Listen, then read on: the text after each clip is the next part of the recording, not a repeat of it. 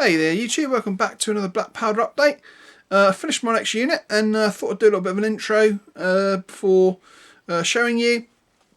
As you can see, my cat here has joined me, although she'll probably get down in a second. Can you get down? Hey, do you want to get down? Go on then. Careful of the figures. Yes, yeah, finished these guys. Second Lifeguards, or Household Cavalry. Front rank, very nice models, fairly enjoyable to paint, yeah, so without further ado, let's go down to the workbench and I'll show you the regiment and also give you a little bit of a bench update. So catch you in a second. Okay, we're down to the workbench and just had a little bit of a mishap in the fact that one of my guys decided to come unstuck from his base, so I've moved him over to the opposite side, but I've got a funny feeling this guy is going to be a pain in the butt to stick down. Let's hope he sticks, and we'll try and get through this without any more problems. I've got a funny feeling that it's a bad day to record a video today because I took about 6 reshoots on the intro and 2 reshoots on this so far, but we shall persevere, we shall go on. Like I say, these guys are the second Lifeguards, and that'll leave me with just the first Lifeguards to do. And these guys are front rank, as I said in the intro, and as you can see, they're in a sort of a standing pose, which I do actually quite like. I'm glad that I decided to get a standing pose for my Light Dragoons too, because I think it's a really nice pose. So let's bring you a little bit closer on these guys, starting off with the rear rank because the light is terrible today, and even though I've got my LED lamp on full blast, literally just above the guys, I'm actually going to just swing this over a little bit to try and get it directly over the camera now. So let's try and get these guys in. So yeah, that's just about doable I think. So here we have the rear rank on a couple of chestnut horses. These guys were extremely fiddly to paint. When I first started, I decided that I was actually going to try and do it a little bit different and try and paint the horses and the guys not altogether separate, but kind of try and mingle it in. So for instance, I sort of base coated all the horses into their respective colours, and then I actually worked on 6 guys, and then finished off the 6 horses at some point when the guys are actually almost finished, which allowed them to dry and basically got me ready so that I could basically, as soon as I finished them, I could sit them on their horses and not have to take up the extra space of them being on their bases too. I also added some buff rocks into my main flock mix. I really do like this look. It kind of makes the ground look very sort of pebbly, and I think it looks really cool. And so you'll be seeing a lot more of these little buff rocks appearing on a lot of my units because I've now mixed it in with my main flock. So it's still more or less the same flock, but it's just a little bit different. Yeah, let's give you a little closer look on these guys. Like I say, pretty basic colours, but somehow strangely fiddly to do. I mean, obviously these guys had their saddles attached to them, which made them a little bit more fiddly. Luckily their yellow banding was more or less covered up, so I didn't have to worry about that. You can just about see it at the top of the very bottom of the guy's waist there, literally just cropping up. Now theoretically you could try and get a red stripe on that because probably there'd only be one showing, but it's just not really worth it. It's you'd probably end up messing it up more than you would actually getting it done, so in the end I didn't bother. Other than that, everything else seemed to go smoothly. They didn't have a particularly scruffy phase, these guys, strangely enough. I find that a lot of cavalry go through a period of them looking like really, really scruffy.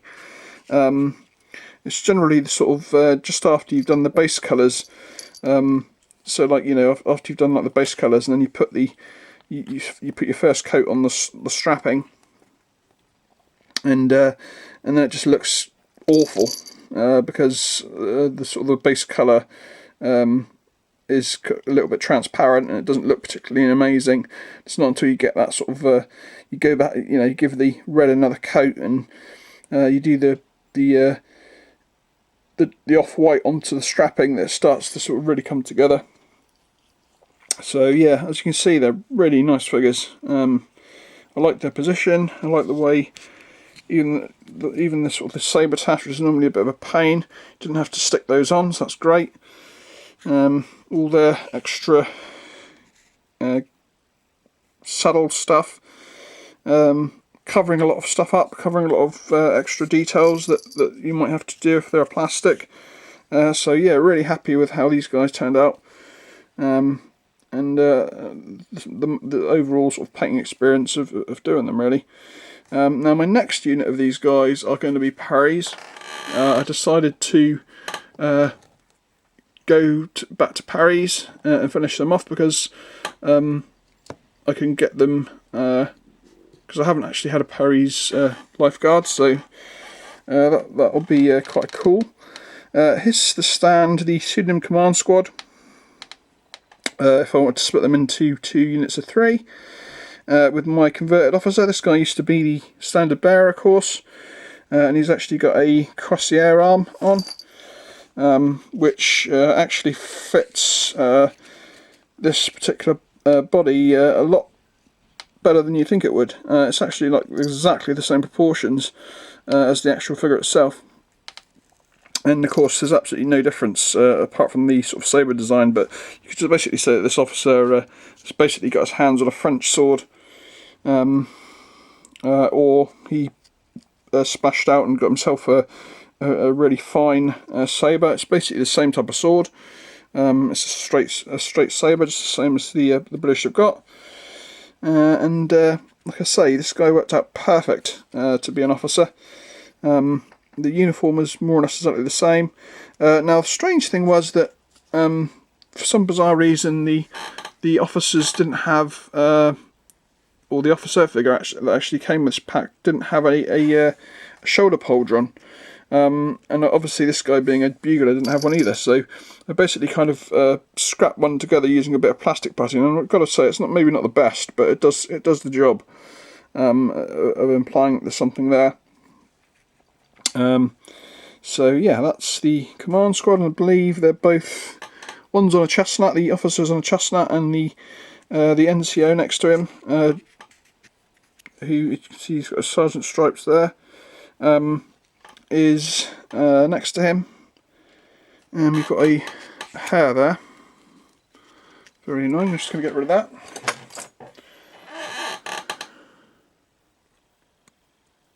There we go. And Bobo is actually just, if I just spin the camera, she's actually just stood right there, watching me as I am doing this video. So yeah, that's the Pseudonym Command Squad. Very nice. I'm pretty chuffed with the way the horses turned out on this again. I've painted so much cavalry now that I've kind of got it locked down. She looks like Bo's gonna. What are you gonna do? You're gonna cross the camera, are you? Hey? Gonna cross the camera? No? Good girl. So that is the command squad, or Pseudonym Command Squad. Next up, the rear rank, and this is the guy that I actually had to just stick down. So these guys are again a bay and a chestnut.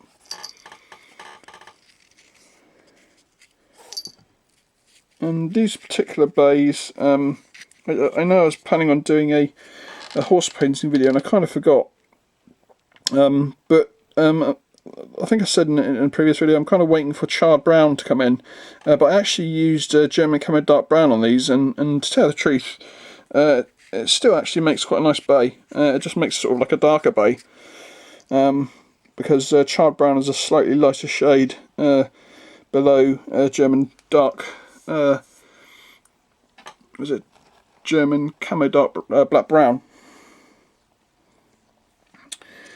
So you can see that they have the red and black crests and the red and white puffs at the side.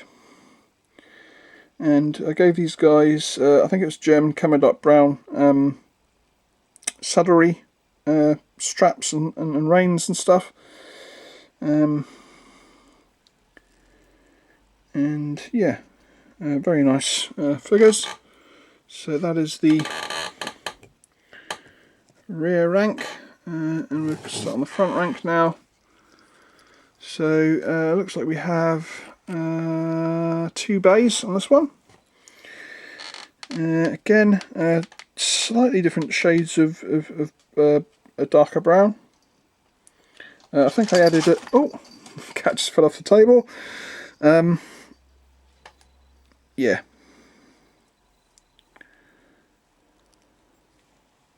Really cool, and I'm really liking this the buff pebbles on the bases too, actually. So that is the first unit of the front rank, second unit of the front rank, and then we'll do the command.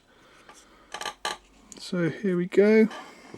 Of course, all these guys are in the same pose. We've got the carbines, or musketoons, and again, like I say, they're exactly the same, so obviously they're going to look pretty much the same. Yep, very happy with those boys. And finally, the command stand, always my favourite. And we have the white grey horse for the bugler. Now I actually altered the bugler's pose a little bit because it was basically going to work out one of those classic examples of where the bugler is about to blow his horn right into the ear of the guy next to him. So basically what I did was I got a pair of flat-nosed pliers, and I slightly bent his arm down at an angle so it looks as if he's bringing the bugle up to his mouth, and I also actually twisted his head a little bit away from looking to his right. So I actually bent his head a little bit left, so it looks as if his mouth is coming up to the bugle as the bugle's coming up to his mouth, sort of thing. So yeah, I was very happy with that because, like I say, it kind of looked as if he was about to just blow his bugle directly into the ear of the guy next to him. And we have the main officer on a chestnut horse, and more of a thoroughbred chestnut horse with very few markings. I think he's literally just got the head marking, and other than that he's pure. And the officer figure, of course, with his made epaulette. Quite a nice officer figure. The officer's, of course, having the gold sabre scabbard and the gold sword, and all the foot troops and the normal guys have more of a steel colour sabre and scabbard with literally just a black handle on both. So yeah, that is the command stand, and that is the end. Oh, I'll give you the blurb. Let's give you the blurb while I'm here. So these guys are the 2nd Lifeguard from the 1st Household Cavalry Division, or the 1st Cavalry Division, and their commander is a Lieutenant Colonel, the Honourable E.P. Ligon. So there we go. And that is another unit of the Household Cavalry done. And like I say, I've literally just got one more unit to do. The 1st Lifeguard. Again, they're in practically exactly the same uniform. So I have actually got them on order. But I am probably going to hold them back a little bit. Because, like I say, the Dragoons, I mean, even all of them actually are all more or less the same because they're all basically in the same uniforms. I mean, the only difference being is the blues have got a blue jacket rather than a red one. But other than that, they're practically exactly the same. So quite an interesting unit to have been doing, and I'm glad that I'm practically to the end of finishing these guys. So that is that. Next up, let's show you what is next on the books. You could probably have a guess if you saw my last video. I've decided to get my my 36-man Coldstream Guards done next. So we have their bases all lined up. We have the guys with, notice the spaces where the front rank command will be sliding in. And what I decided to do is I thought, well, I theoretically could just use up the majority of the infantry because it was like a sort of a 40-man box. I decided to use the drummer. I decided to use one of the standard bearers. And I thought, well, I kind of just want to use like the sergeant figure, and I kind of just want to use like at least one of the officers. So what I decided to do was, because this is a bigger battalion, I decided to put another sergeant in into this sort of second line, and I also stuck one of the officers in into the rear rank behind the command squad to basically use up one of those guys, because like I say, these guys are like a full-on over 1,000-man battalion. And I also double checked, and it's the second, third foot guards that are also a large regiment, so they'll end up being a 36-manner as well. So that makes this sort of second brigade actually really quite a big two large unit brigade. Which I suppose is great, because I haven't actually done any large units, and I did at one point think of perhaps changing up the stands and perhaps making them into units of 6. And another thing that crossed my mind was perhaps I should integrate the colonel onto the base, but I think I'll probably just leave him as a separate figure, just to go along with him, the same as I've done with my Imperial Guard. Now I'm probably not going to do colonels for every regiment like I did with my Imperial Guard. I thought because they were sort of special, they deserved it. Although I suppose you could say the British, the Guards Regiment is special too. So I might have to think about that. I suppose if I could get a colonel for the 1st Brigade too. But I don't know. I mean, we'll see what happens. But I'm not planning on it. Obviously, the other two, the 1st and the 3rd 1st Foot Guards, are going to be just regular sized. So yeah. So my first big battalion. I'm literally going to order my next front rank order probably tomorrow, but I might just bite the bullet and do it today, just to make sure that gives me a chance of them coming in by the end of the week, hopefully. So I think I'll either today or tomorrow, one of the two. And that's basically going to be, well, I'll do another troop review when it comes, but it's basically going to be a very infantry orientated order. Yeah, so that is the end. What else? Anything else happening? Not really. Yeah, so that's the end. Hope you enjoyed it, and I'll catch you in the next one. So bye from me, bye from Bo, bye bye, bye bye. Say goodbye. Say goodbye. No? Alright, catch you later, guys. Bye bye.